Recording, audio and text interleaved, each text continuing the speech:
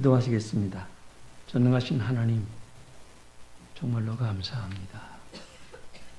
우리의 삶을 주관하시고 인도하시어서 때로 어렵고 힘든 일을 당할 때에도 늘 함께 하시어서 극복하게 하시고, 즐겁고 복된 일을 당할 때에도 주님 앞에 감사한 마음을 가지고 겸손히 주 앞에 엎드릴 수 있도록 축복하심도 감사드립니다.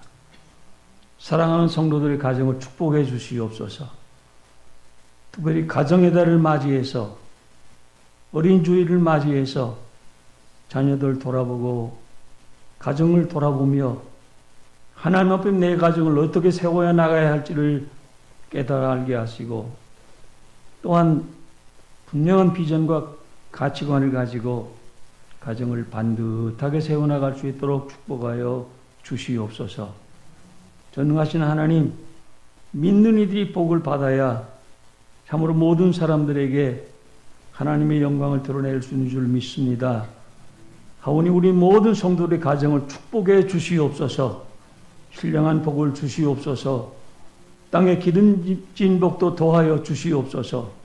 계획하고 준비하는 모든 것이 주 안에서 아름답게 성취되어서 주의 이름을 높이고 주님께 영광 돌리며 주를 믿는 우리 모두가 자랑할 것 많은 귀한 삶을 살아갈 수 있도록 역사하여 주시옵소서. 오늘도 주님 앞에 정성을 모아서 10의 1조 드립니다. 감사한 금 드립니다. 또한 여러 가지 목적을 가지고 주님 앞에 간절한 마음 가지고 헌금하는 성도들을 기억하시고 그 손길마다 축복하시고 하나님 앞에 더욱더 귀하고 아름다운 삶을 살아갈 수 있도록 축복하여 주시옵소서. 물질의 축복을 주시옵소서. 가정의 평강의 복을 더하여 주시옵소서. 범사에 형통하는 복도 더하여 주시옵소서. 가진 바 주 안에서 모든 소원들이 하나하나 이루어지게 하시고 참으로 주님 앞에 간증할 것 많은 성도들의 삶이 될 수 있도록 역사하여 주시옵소서. 하나님 앞에 드리고 싶은 심정은 간절하지만 가진 것이 없어서 빈 마음을 드린 성도들이 있을 줄 압니다. 하나님 보살펴 주시고 은혜 주시고 더욱더 긍휼과 자비 베풀어 주시오며 풍성하게 하여 주시옵소서. 예수님 이름으로 기도합니다. 아멘. 감사합니다. 네, 오늘 제 설교를 준비하면서 다른 제목을 잡았댔어요. 근데 가만히 생각하니까 어린 주일에, 아이고야, 이거 어린 주일이다. 그래서 말씀 제목을 다시 잡고 준비를 했습니다. 어린 주일 하면 저한테 굉장히 감회가 깊습니다. 왜냐하면 제가 평생을 애들 위해 산다고 살았기 때문입니다. 초등학교 교사로 출발한 지 공직 생활이 이제 목회자가 되겠다고 신학 공부하면서 전국을 돌면서 수많은 어린이들을 만나봤고 수많은 교사들을 만나봤습니다. 지금도 기억이 납니다만 부산 수영역에 가니까 어린이 집회를 하는데 애들이 1만 5천 명이 모였어요. 그 큰 교회당이 꼭대기층부터 지하 식당까지 꽉 찼어요. 그리고 그 아이들 수송하느라고 수십 대의 대절차들이 들어섰고, 그리고 부산의 경찰관들이 다 동원됐더라고요. 그 부산에 있는 어느 교회는 3만 2천 명까지 모였댔어요. 그렇게 옛날에는 어린 교육이 대단했는데 지금은 어린이들을 구경할 수가 없으니 안타깝습니다. 근데 지금도 여전히 저는 어린이들을 만나고 있습니다. 어제도 한 100명의 어린이들을 만났어요. 물론 어머니, 아버지까지 같이 만난 거죠. 지금도 여전히 하나님께서 저를 그렇게 사용하시는 것 같아요. 내일 5월 5일 날 어린이날 집회를 위해서 그 지역에서 준비를 하고 있는데 거기도 가야 되고 또 오후에도, 그래서 내일도 인정 공연을 3번을 해줘야만 합니다. 감사한 일이죠.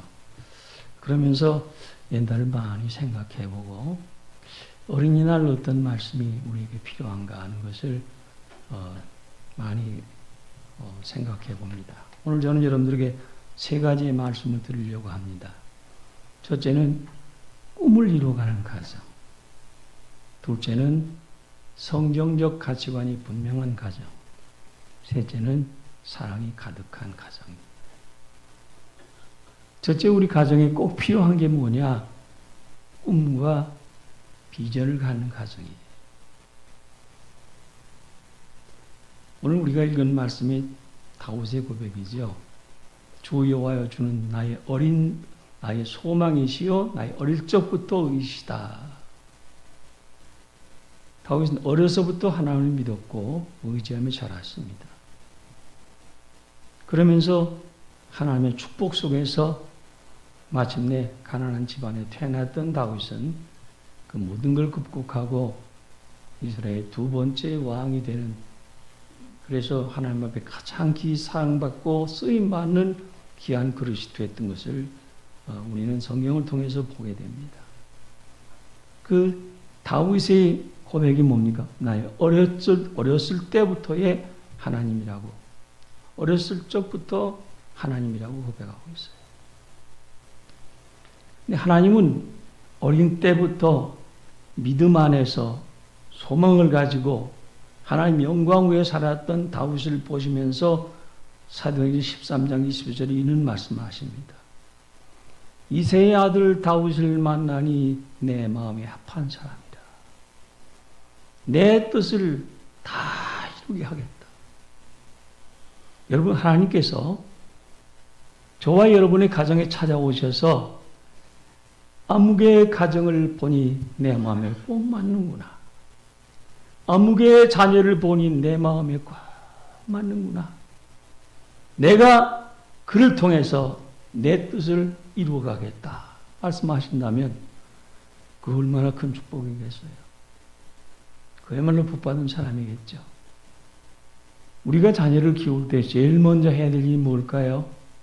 내 자녀들이 하나님 앞에 넌 됐어. 내가 내 뜻을 너를 통해서 다 이룰 거야 하고 말씀하신다면 더 이상 바랄 것이 없을 줄 압니다. 하나님은 사람을 지으신 후에 제일 먼저 뭘 주신 줄 아십니까? 비전과 꿈을 주셨어요.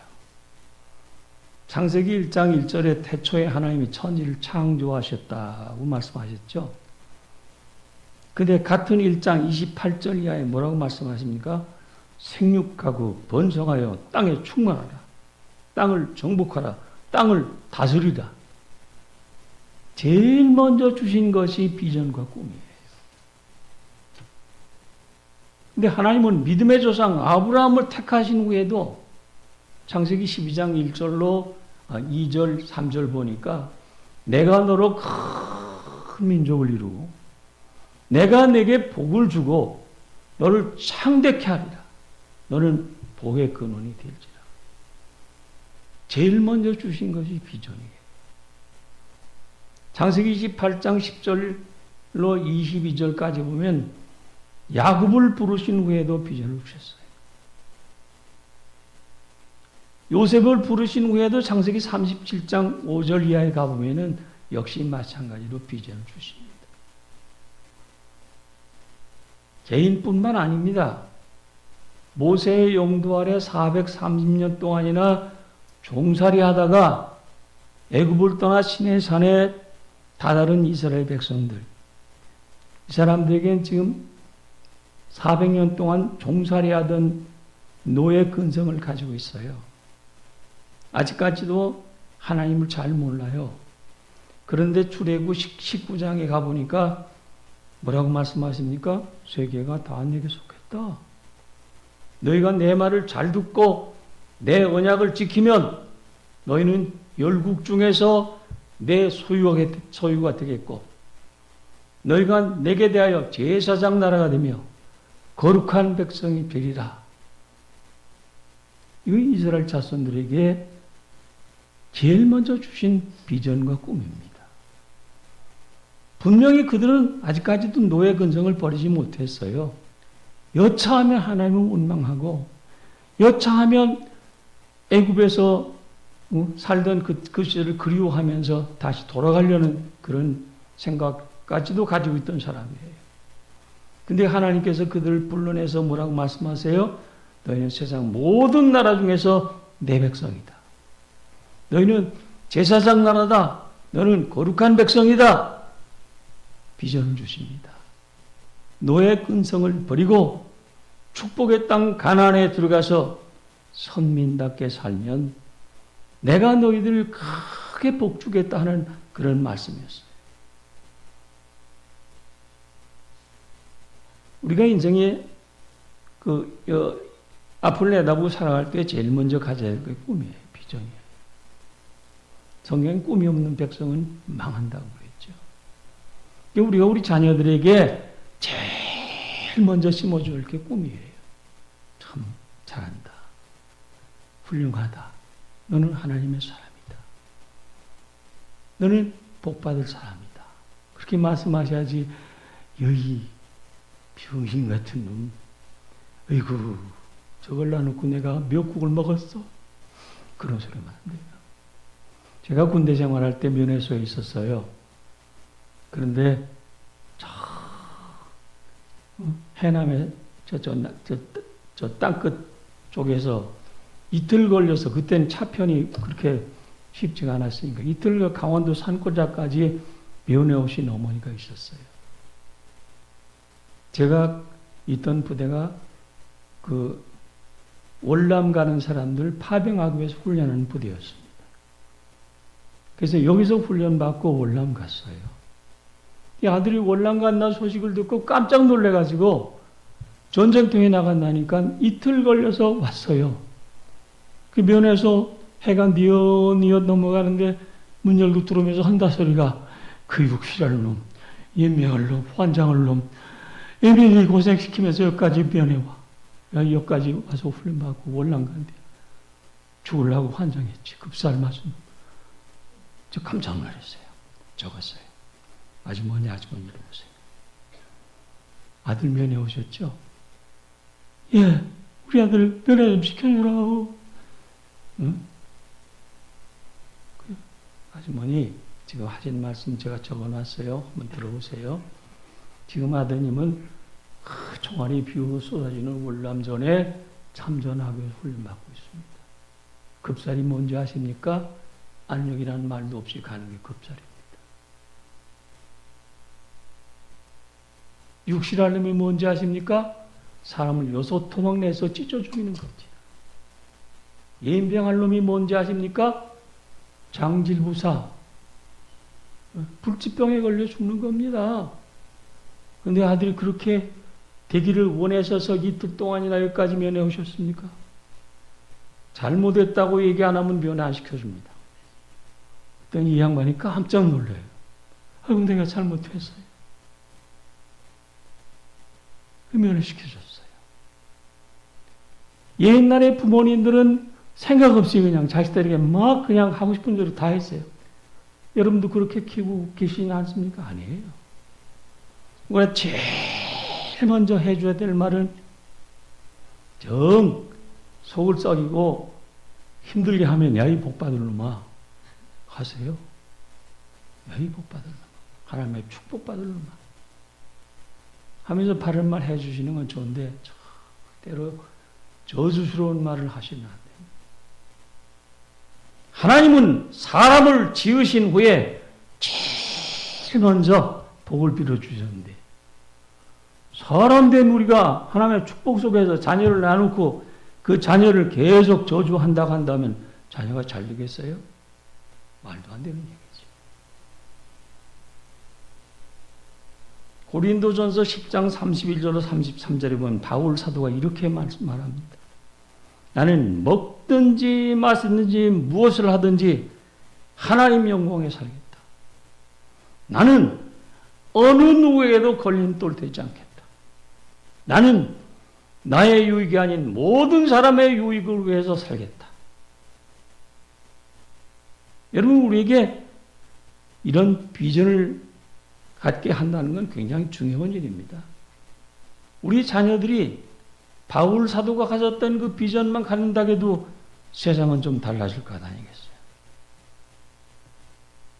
분명한 꿈과 비전을 심어주는 것이 얼마나 귀한 일인지 한번 깊이 생각해 봐야 되겠어요.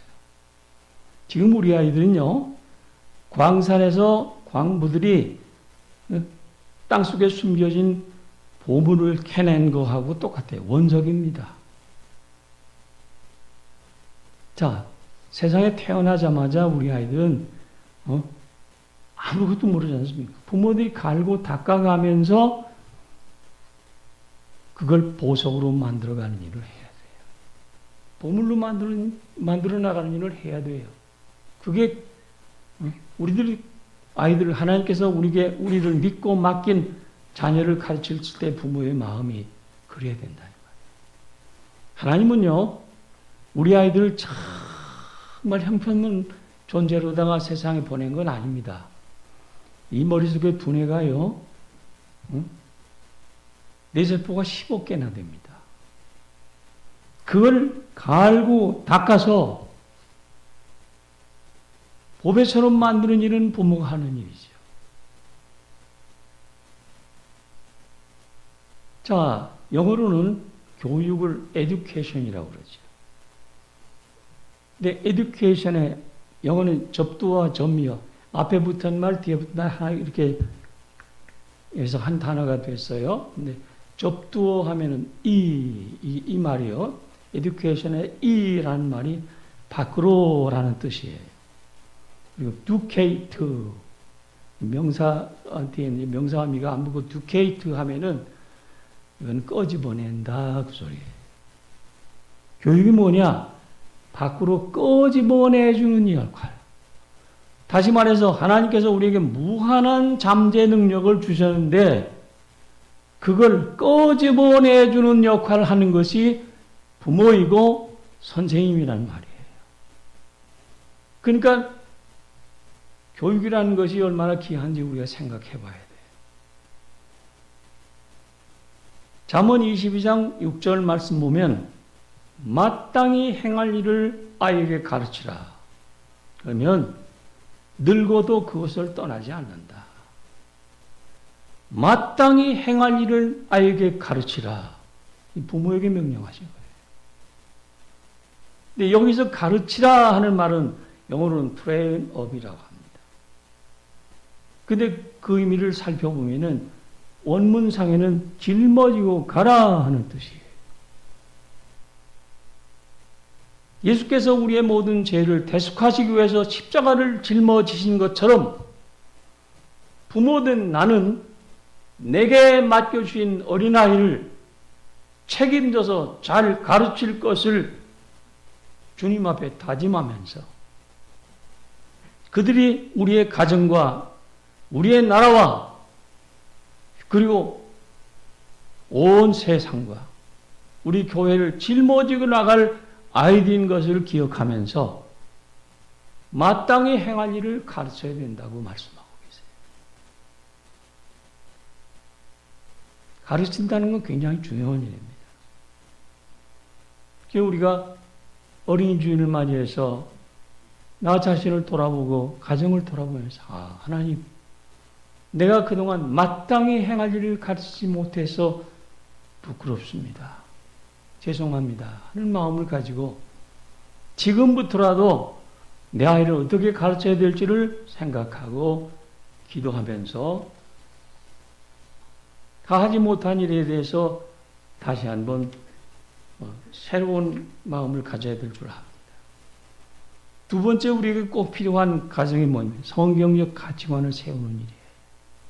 한번 따라잡시다. 성경적 가치관을 세워봅시다. 신명기 6장 4절로 9절 말씀을 신앙교육을 위한 교육 대헌장이라고 부릅니다.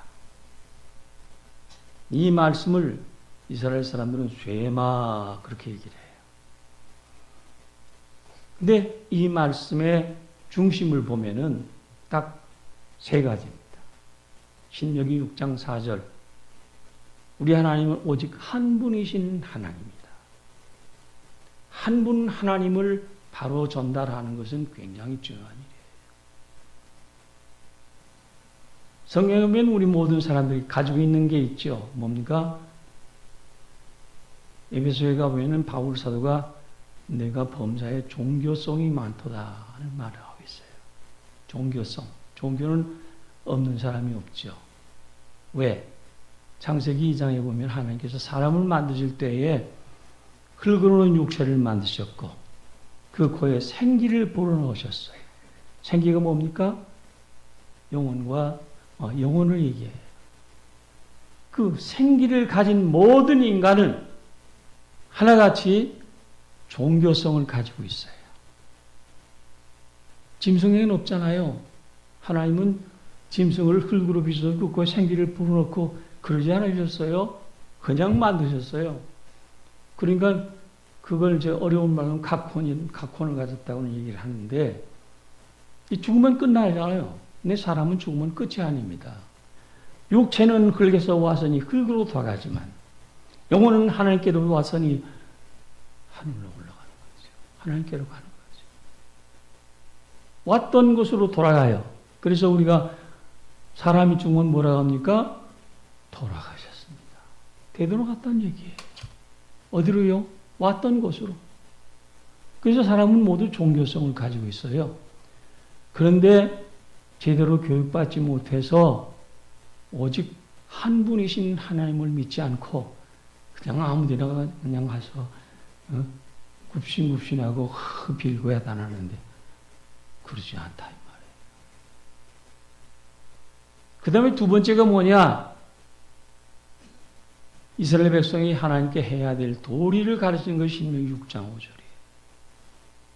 그리고 신명기 6장 6절에 가서는 반드시 자녀들에게 가르쳐야 될 으뜸된 도리가 무엇이냐 하는 것을 얘기하고 있어요. 그걸 쇠마라고 합니다.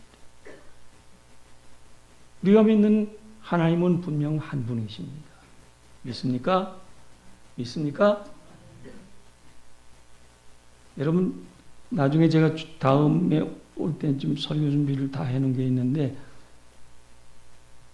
신앙에는 찾아가는 종교와 또 하나님께서 찾아오신 종교 둘로 나눠요. 근데 사람들은 찾아가는 거 하나님을 모르니까 그냥 이 사람 찾고 그게 그냥 어디가 구원인지 몰라서 여기 집적 저기 집적 하지요. 바알에도 가고 큐피터에도 가고 아프로디테, 석가모니, 마음의 공자, 단군 별들 다 갑니다. 근데 오직 한 분 하나님. 우리 믿는 하나님의 사람들은요. 우리 가족들에게 반드시 바른 신앙을 갖도록 도와주세요. 아무거나 믿으면 되지 그런 거 없어요. 하나님께 대한 신앙은 결코 양보나 타협의 대상이 아닙니다. 개혁의 대상도 아닙니다. 이건 구원 문제예요. 이건 축복에 대한 문제예요. 그러므로 다른 건 다 양보할 수 있어도 또 타협할 수 있어도 하나님을 믿는 신앙만큼은 타협의 대상이 아니라는 것을 인식하고 우리 가정이 하나님을 믿는 신앙으로 똘똘 뭉쳐나갈 수 있도록 태도를 분명히 하고 영적 가치관을 세워나가는 일에 최선을 다하는 것이 우리 성도들이 되어야 됩니다. 그 다음에 세 번째로 우리가 꼭 기억할 것이 있어요. 한번 따라서 합시다. 하나님의 사랑으로 하나된 가정. 예, 우리가 가정을 이룰 때 중요한 게 뭡니까? 하나님의 사랑으로 만들어가는 거예요. 하나님의 사랑. 가정은 사랑의 공동체입니다. 교회는 신앙의 공동체입니다. 가정과 교회는 천지 만물을 지으신 하나님께서 세우신 기관입니다. 가정은 성숙한 남녀가 모든 이들의 축복 속에 결합해서 부부가 됨으로 이루어져 살게 되는데 우리 교회도 하나님을 믿는 성도들이 모여서 하나님을 예배하며 서로 뜻을 같이 하며 믿음 생활하는 것이죠. 근데 똑같은 특징이 있어요. 가정이나 교회나 사랑의 공동체라고 하는 것. 우리가 살아가는 사회는 이익 공동체입니다. 나한테 뭔가 이익이 있을 때에만 곁에 사람을 부르고 그러죠. 사장님이 사람을 왜 뽑습니까? 이익이 있기 때문에 그렇죠. 저 사람 뽑아가지고 손해날 텐데 왜 그 사람 뽑아요? 이익 공동체지만 우리 교회와 우리 가정은 사랑의 공동체. 그러므로 우리 성도들은 우리 가정을 점검하고 돌보면서 우리 가정이 사랑의 공동체가 맞나는 것을 확인하고 하나님 앞에 사랑의 공동체로 만들어가기를 힘써야 합니다. 교육의 아버지라고 불리는 페스탈로치가 가정은 최상의 학교이다. 이 학교의 교육 과정은 사랑이다. 라고 말씀합니다.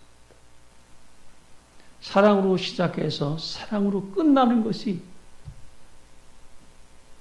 가정이 가지고 있는 특징이다 하는 말씀이지.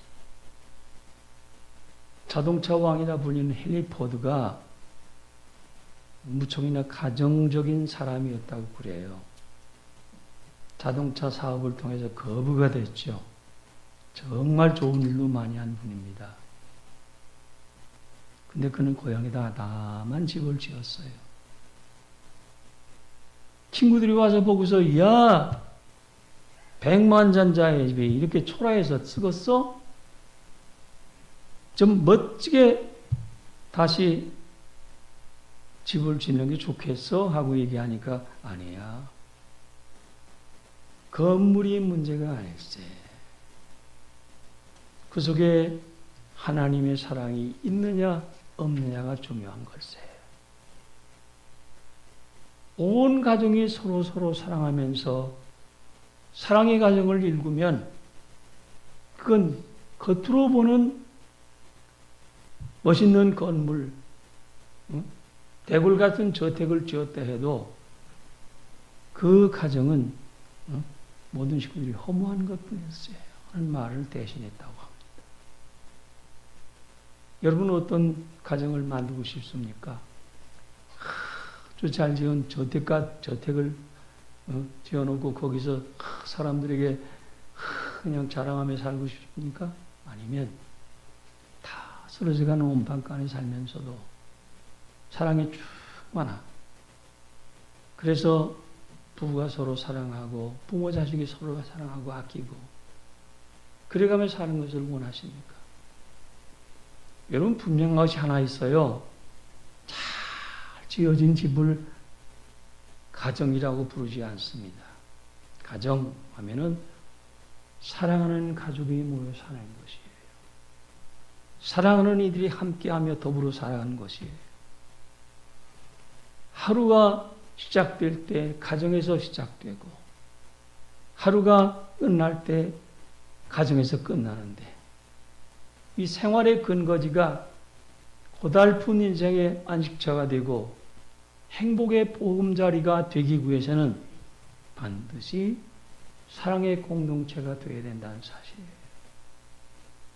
하나님은 창세기 2장에 가보니까 남자와 여자를 만드시고 뭐라고 말씀하셨습니까?